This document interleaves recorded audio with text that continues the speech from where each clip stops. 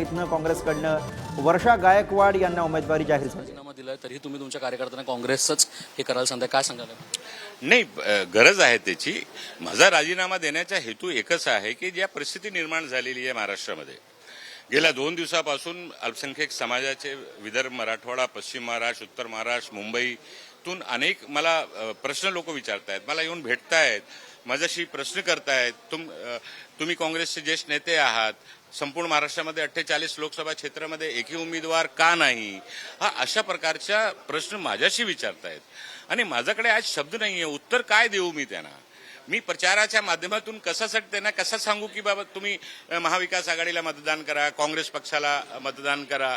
ते मला प्रश्न विचारतायत की तुम्ही मतदान करण्याच्या गोष्टी शिकतायत, समर्थन देण्याची निवेदन करतायत, पण अल्पसंख्याक समाजाला एकही उमेदवार देण्यात येत नाहीये, दिला नाहीये. ही जी परिस्थिती आहे ह्या परिस्थितीमुळे मला प्रचार समितीच्या पदावरून राजीनामा द्यायला लागला. तुम्ही आज हेही म्हणलात की का हे कारण घडलंय, माझ्याकडे त्याचं उत्तर नाही, पण काय हे होतंय ह्याच्याबद्दल तुम्ही काय सांगाल? कुठला तो नेता आहे? कारण तुम्ही नानावांमध्ये बोलला की ते फिरतायत सगळीकडे, ते प्रचार करतायत, पण का होतंय, काय कुठल्या ग्राउंड रियालिटीकडे तुम्ही?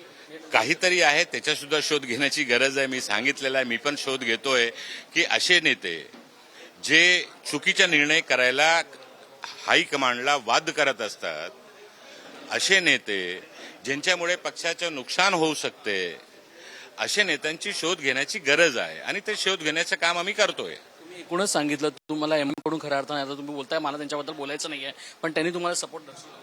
ठीक आहे, चांगल्या कामासाठी ज्याच्या समर्थन मिळत असेल त्याचं स्वागतच आहे, विषय तो नाही आहे. परंतु मी माझ्या पक्षाचा कार्यकर्ता आहे, मी काँग्रेस पक्षाचा नेता आहे.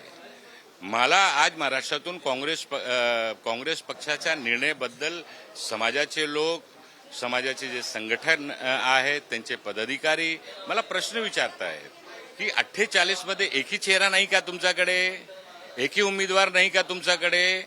हे सगळे असे प्रकारचे जे प्रश्न मला विचारतायत. माझे जे समर्थक आहेत, महाराष्ट्रामध्ये मला प्रेम करणारी लोक आहेत, ते मला विचारतायत की तुमच्या पक्ष अशा का निर्णय घेतोय, कोणाला घाबरतोय. फक्त शेवटचा प्रश्न, तुम्ही 3 पक्ष एकत्र आले, महाविकास आघाडी फॉर्म झालं, कुठे ना कुठे ह्याच्यामुळे काँग्रेसचं नुकसान झालं? नुकसान आघाडीचा नाही, कोणाचा फायदा आहे एक वेगळा भाग आहे. पण आघाडीच्या तिन्ही पक्षाचा हा कर्तव्य आहे की प्रत्येक जाती जमाती समाजाला नेतृत्व दिला पाहिजे. SC ST OBCचं आरक्षण आहे लोकसभामध्ये महाराष्ट्रामध्ये, त्यांना नेतृत्व मिळतच असतो, कंपल्सरी आहे प्रत्येक पक्षाकडून. बाकीचे जो समाज आहे त्या समाजाच्या प्रतिनिधीत सुद्धा लोकसभा असो विधानसभा असो प्रॉपर मिळाला पाहिजे, ही भूमिका काँग्रेस पक्षाची नेहमी राहिलेली आहे. तर आज लोक हाच प्रश्न विचारतायत की अशा काय मजबुरी होती, कुठली मजबुरी खाली हा अशा प्रकारचा निर्णय, जो कोर वोट आहे काँग्रेस पक्षाचा महाराष्ट्रामध्ये, देशामध्ये, अल्पसंख्याक समाज. आज मराठवाड्यामध्ये एक लोकसभा क्षेत्रामध्ये 30 ते 35% मतदान आहे,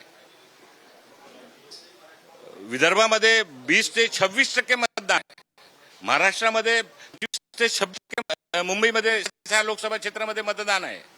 तर एवढा मोठा समाज, आणि जो समाज महाविकास आघाडीसोबत, काँग्रेस पक्षासोबत वर्षानुवर्षापासून उभा आहे, मजबूतीने उभा आहे, त्या समाजाला का डावलण्यात आला, हा प्रश्न लोक माझ्याशी विचारतायत. माझ्याकडे उत्तर नाहीये.